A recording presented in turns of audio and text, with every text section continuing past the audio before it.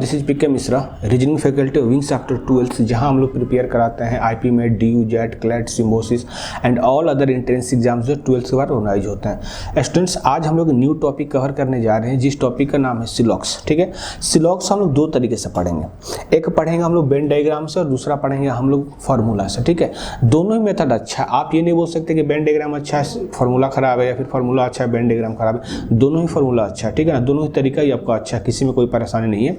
हम लोग दोनों तरीके से कवर्स करेंगे, हम आपको फार्मूला से भी बताएंगे, हम आपको वेन डायग्राम से भी बताएंगे। ठीक है, सबसे पहले हम आपको फार्मूला से बताएंगे कैसे सिलॉक्स के क्वेश्चन से सॉल्व किया जाता है, और उसके बाद हम लोग वेन डायग्राम से भी क्वेश्चन को सॉल्व करेंगे। ठीक है, सिलॉक्स के क्वेश्चन में कुछ वर्ड होते हैं जैसे ऑल,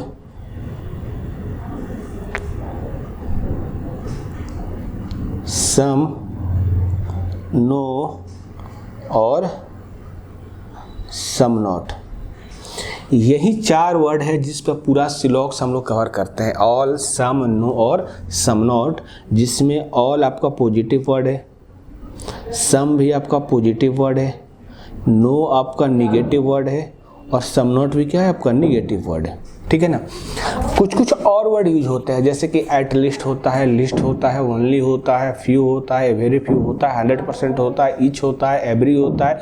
तो एक चार्ट हम आपको दे देंगे कि क्योंकि जैसे ऑलवेज है तो ऑलवेज हम लोग ऑल को ही करते हैं, फ्यू है तो किसको सम को हम लोग लेंगे, तो अभी आपको चार्ट एक दे देंगे कि कौन से वर्ड को हम लोग क्या बोलते हैं। ठीक है ना, एक चार्ट देंगे, सो डोंट वरी उसके लिए। यही चार वर्ड है, all, some, no, some not, जिससे आपका पूरा सिलॉक्स कवर होता है। ठीक है, अब सिलॉक्स में दो चीज़ पढ़ना होता है, एक चीज़ पढ़ना होता है आपको कंफर्म कंक्लूजन और एक पढ़ना होता है आपको पॉसिबिलिटी। सिलॉक्स में ये दो चीज़ पढ़ना है, एक आपको कंफर्म कंक्लूजन पढ़ना है और दूसरा आपको पढ़ना है पॉसिबिलिटी। तो पहले हम लोग कंफर्म कंक्लूजन के पीछे चलेंगे, उसके बाद हम लोग पॉसिबिलिटी करें, एक एक करके करेंगे तो क्वेश्चन आसान हो जाएगा, टॉपिक आसान हो जाएगा। ठीक है, तो स्टार्ट करते हैं हम लोग सबसे पहले पॉसिबिलिटी कंफर्म कंक्लूजन से। ठीक है,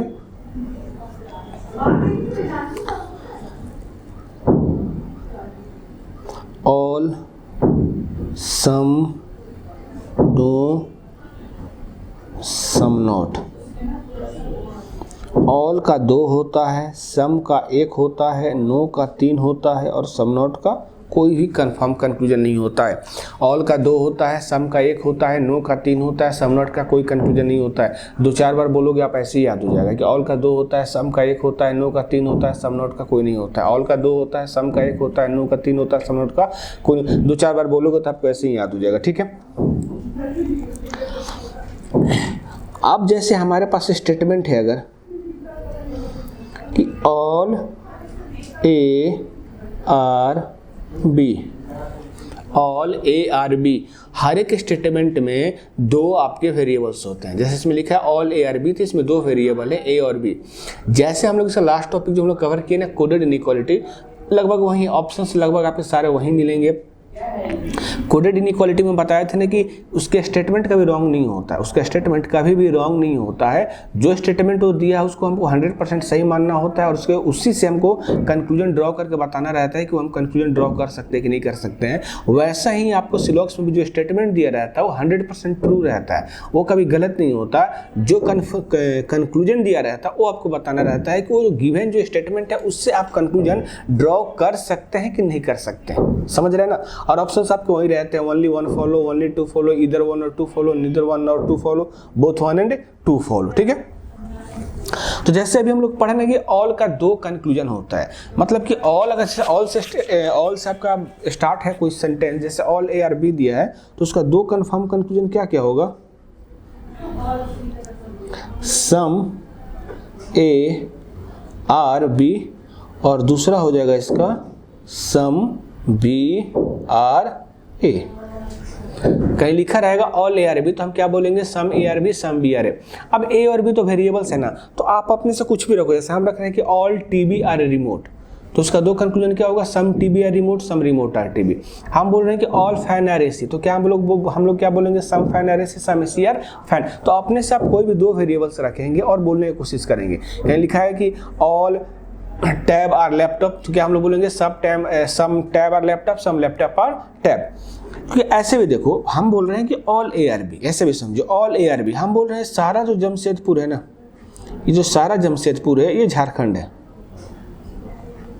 सारा ऑल ARB का मतलब यही हो रहा है ना कि हमसे बोल दिया कि ऑल जमशेदपुर और झारखंड, पूरा जमशेदपुर जो है झारखंड है, तो जमशेदपुर का कुछ हिस्सा भी तो झारखंड में आएगा ना जी। जैसे ये वाला जमशेदपुर का हिस्सा है तो झारखंड में नहीं आ रहा है, तो ऑल ARB को हम लोग क्या बोलेंगे, सम ARB सम BRA। अब हमारे पास दूसरा स्टेटमेंट हुआ, अगर सम ARB, सम ARB, तो सम का हम लोग कंक्लूजन कितना पढ़े जी, कि सम का एक कंक्लूजन होता है, तो उसे क्या बोलेंगे हम लोग, सम BRA। जैसे देखो इस डायग्राम को हम बनाए तो कुछ ऐसे होगा, सम A है और ये B है, तो हम बोल रहे हैं कि A का ये जो हिस्सा है ना वो B में है, तो A का जब हिस्सा ये B में है तो B का भी तो ये हिस्सा A में आएगा ना जी। A का जब ये हिस्सा B में है तो B का भी तो ये हिस्सा A में आएगा ना, इसलिए क्या होगा, ऑल A सम ARB को हम लोग क्या बोलेंगे, सम बीज A। आगे कंटिन्यू करें हम लोग, तो अगर हमारे पास स्टेटमेंट है नो A इज B, तो इसका CC क्या होगा, confirm conclusion, no B is A, some A is not B और some B is not A। बोलने का मतलब ये कि हम बोल रहे हैं कि A है और ये B है, तो हम बोल रहे हैं नो A इज B, मतलब A का कोई भी हिस्सा, मतलब A और B अलग अलग है, A का कोई भी एरिया B को कवर नहीं करता है, तो नो A इज B, तो A का जब कोई एरिया B में कवर नहीं करता है तो B का भी तो कोई एरिया A में कवर नहीं करेगा ना, तो इसलिए नो A इज B को हम लोग क्या बोलेंगे, नो B इज A बोलेंगे। और A का थोड़ा सा हिस्सा भी तो B में नहीं आएगा, चाहे B का भी थोड़ा सा हिस्सा तो A में नहीं आएगा, तो इसलिए इसको हम लोग बोलेंगे सम A इज नॉट B और some B is not A। इसको आप थोड़ा सा रिवीजन करेंगे, कैसे रिवीजन करेंगे, कोई भी दो वेरिएबल ले लेंगे आप अपने से, जैसे मान चलो हमने लिए कि ऑल फैन आर AC, तो हम बोलेंगे some fan are AC some ACR fan. और स्टेटमेंट हमारे पास है सम फैन आर AC, तो हम बोलेंगे सम ACR फैन। अगर हमारे पास है नो फैन इज AC, तो नो फैन इज AC तो हम लोग क्या बोलेंगे, no AC is fan, some fan is not AC, some AC is not fan. ऐसे करके आप थोड़ा सा रिवीजन करेंगे, याद हो जाएगा, ठीक है ना। फिर जब क्वेश्चन हम लोग करेंगे तो और बेहतर तरीके से याद होगा।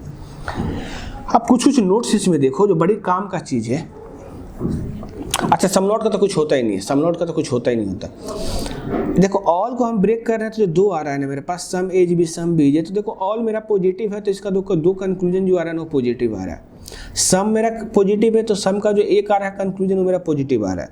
नो मेरा निगेटिव है तो नो को हम ब्रेक कर रहे हैं तो तीन जो आ रहा है तीनों क्या आ रहा है, निगेटिव आ रहा है। यानी ऑल और सम पॉजिटिव है तो उस पॉजिटिव को ब्रेक करेंगे तो पॉजिटिव कंक्लूजन आएगा, और निगेटिव स्टेटमेंट को ब्रेक करेंगे तो निगेटिव आएगा। समझ में आया क्या बोल रहे हैं।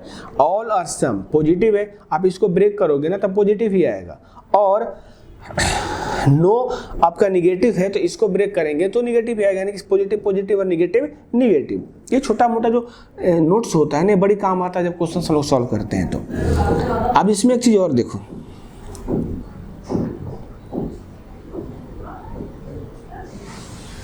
सम और नो रिवर्सेबल होता है, जबकि ऑल और सम नॉट वो रिवर्सेबल नहीं होता है।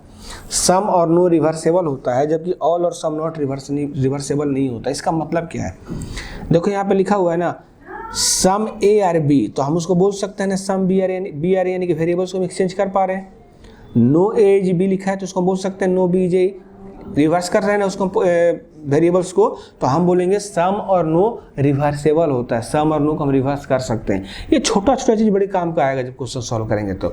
और फिर हम बोलेंगे कि ऑल और सम नॉट रिवर्स नहीं होता है, यानी ऑल ए आर बी जो लिखा होता है हमारे पास, देखो यहाँ पे जो हम लिखे हैं ऑल ए आर बी, तो क्या ऑल ए आर बी को हम लोग ऑल बी आर ए बोलते हैं कभी? ऑल ए आर बी को हम लोग कभी ऑल बी आर ए बोलते हैं? कभी नहीं बोलते हैं। तो ऑल और सम नॉट क्या होता है? सम नॉट क्या होता है? मेरा रिवर्सेबल नहीं होता, वो रिवर्स नहीं होता है। समझ में है ना जी। अब करना क्या है, इसको आपको करना क्या है कि थोड़ा सा आपको रिवीजन करना है, थोड़ा सा रिवीजन करना है और मेरे साथ करना होगा, तभी जाके आपको समझ में आएगा। समझ में आए ना। चलो आगे बढ़ते हैं। अब इसके लिए कुछ कुछ फॉर्मूला होता है, कुछ फार्मूला होता है जो हमको पढ़ना पड़ता है, हमको पढ़ना पड़ता है कि क्या फार्मूला है। ठीक है, पहला फॉर्मूला होता है इसके लिए कि all plus all equal to all, all plus all equal to all, यानी अगर हमारे पास स्टेटमेंट है कि ऑल ए आर बी और दूसरा स्टेटमेंट है कि ऑल बी आर सी, तो हमको ये देखना है कि हम इसको कितना वेरिएबल में, कितना इसको अलग अलग पार्ट में इसको हम ब्रेक कर सकते हैं। तो सबसे पहले हमको ये देखना पड़ेगा कभी भी दो स्टेटमेंट को जो हम ऐड करते हैं तो हमको दो चीज़ ध्यान देना पड़ता है। पहला हमको ये ध्यान देना पड़ेगा कि ऑल प्लस ऑल का कोई फार्मूला है कि नहीं हमारे पास, ऑल प्लस ऑल का कोई फार्मूला है कि नहीं हमारे पास। तो ऑल प्लस ऑल का फार्मूला होता है और जो फर्स्ट स्टेटमेंट है उसका दूसरा वेरिएबल यानी कि बी और जो नीचे है उसका पहला वेरिएबल आपका मैच करना चाहिए। देखो तो बी और बी कैंसिल मैच कर रहा है ना, कर रहा है। तो ऑल प्लस ऑल का फार्मूला भी होता है और बी मेरा मैच भी कर रहा है तो कैंसिल हो जाएगा ना। हम क्या बोले कि जो फर्स्ट स्टेटमेंट रहेगा उसका दूसरा वेरिएबल और जो सेकंड स्टेटमेंट है उसका पहला वेरिएबल मैच करना चाहिए। बी भी मैच हो गया ना, यानी क्या निकल के आएगा जी, all A are C, all A are C. अब ऑल ए आर सी को अगर हम ब्रेक करें तो क्या क्या कर सकते हैं, सम, क्योंकि ऑल का कितना होता है कंक्लूजन हमारे पास दो होता है ना जी, तो ऑल ए आर सी को करेंगे तो सम A is C, some C is A. वैसे ही ऑल ए आर बी को हम ब्रेक करेंगे तो क्या होगा, some A is B, some B is A, और इसको हम ब्रेक करें तो क्या निकलेगा, सम बी इज सी और सम सी इज बी, यानी कि 1 2 3 4 5 6 7 इन दो स्टेटमेंट को वेरिएबल को हम जब ब्रेक किए तो टोटल कितने पार्ट में डिवाइड हुआ जी, टोटल 7 पार्ट में डिवाइड हुआ। तो एग्जाम्स में ऐसा नहीं रहता कि आपको दो स्टेटमेंट देकर 7 स्टेटमेंट 6 कंक्लूजन को बोलने के लिए लिखेगा, ऐसा कुछ नहीं होता है। दो स्टेटमेंट रहेगा, 3 स्टेटमेंट रहेगा, फिर उससे आपसे 2 या 3 पूछ लिया जाएगा, ठीक है ना। तो कैसे फाइंड आउट करना हो तो बाद में बताएंगे, लेकिन हमको तो पहले बेसिक सीखना पड़ेगा ना कि उसको ब्रेक करके हम क्या क्या कर सकते हैं। बात समझ रहे हो ना, हमको तो सीखना पड़ेगा ना उसको कि हम ब्रेक करके क्या क्या लिख सकते हैं, फिर हम बताएंगे कि कैसे क्वेश्चन सॉल्व करना। ये रहा मेरा पहला फार्मूला। आगे बढ़ते हैं, सेकंड फार्मूला है हमारे पास, सम plus all equal to some, यानी स्टेटमेंट है हमारे पास सम ए इज बी और फिर है ऑल बी इज सी। तो सबसे पहले हमको देखना पड़ेगा कि सम और ऑल का फार्मूला है कि नहीं हमारे पास, सम प्लस ऑल का हमारे पास कोई फार्मूला है कि नहीं है। तो सम प्लस ऑल क्या होता है जी, सम होता है बी और बी कैंसिल हो जाएगा, बी भी कैंसिल हो जाएगा ना, तो क्या निकल के आएगा कंक्लूजन,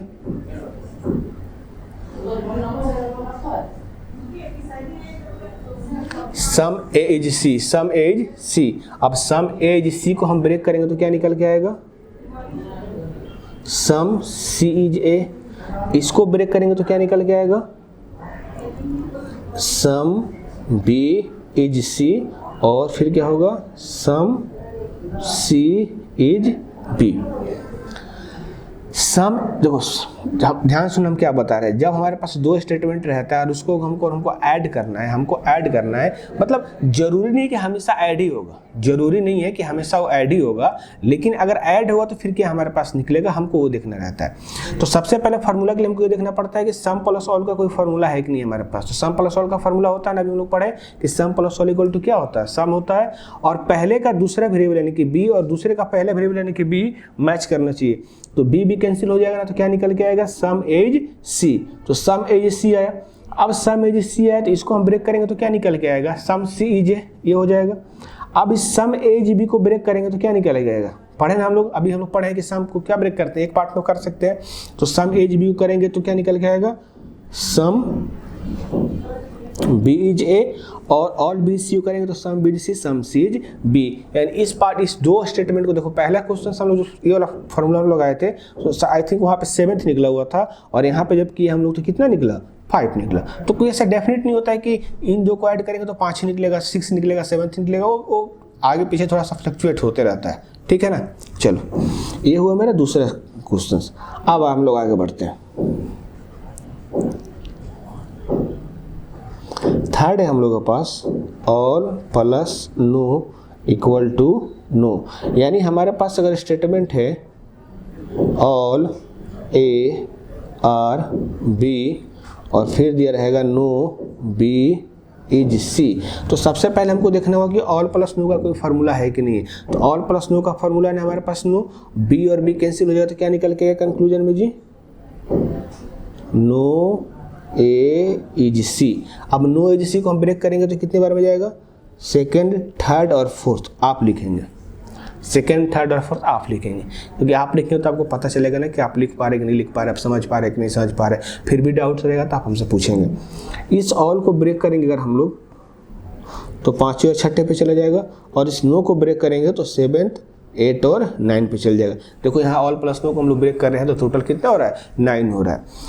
ये फार्मूला जो होता है ना, आप कहीं बुक में पढ़ोगे या फिर आप किसी यूट्यूबर को देखोगे ना, तो टोटल 16 फार्मूले होते हैं, टोटल 16 होता है। पर हम 16 नहीं पढ़ेंगे ना, हम लोग टोटल 6 ही पढ़ेंगे, हम 6 ही पढ़ेंगे, 6 में काम चला लेंगे। हमें याद रखेंगे कि ये 6 फार्मूला होता है, इन 6 के अलावा कोई फार्मूला होता ही नहीं है, समझ रहे हो ना। जैसे अराउंड 70 कंट्री है जिनका करेंसी जो है वो डॉलर है, तो हम डॉलर जिस देश का करेंसी डॉलर उसका क्यों याद करें, मैक्सिमम जो करेंसी क्या है वो डॉलर ही है ना, तो क्यों याद करेंगे उस देश का, रिमेनिंग का याद रख लेंगे और याद रखेंगे कि जिसका नहीं याद उसका करेंसी है, सॉरी डॉलर करेंसी है। तो वैसे ही हमारे पास 16 होता है। तो बोलने का मतलब कि जैसा होता है कि no plus no equal to no conclusion, बोलने का मतलब कि नो प्लस नो का कोई फार्मूला नहीं होता है, no plus some not equal to no conclusion, मतलब नो प्लस सम नॉट का कंक्लूजन कुछ नहीं होता है। तो हम क्यों याद रखें, हम 6 जो होता है उसी को याद रखेंगे और बाद में याद रखेंगे, दूसरा कोई फार्मूला नहीं होता है। सो आज के सेशन के लिए स्टूडेंट्स इतना ही। अगले क्लास में मिलेंगे हम लोग, तो और 3 जो फार्मूला उसको हम डिस्कस करेंगे और फिर मिलते हैं। फिर तब तक थोड़ा सा रिवीजन कर लेना। थैंक यू गाय। ऐसे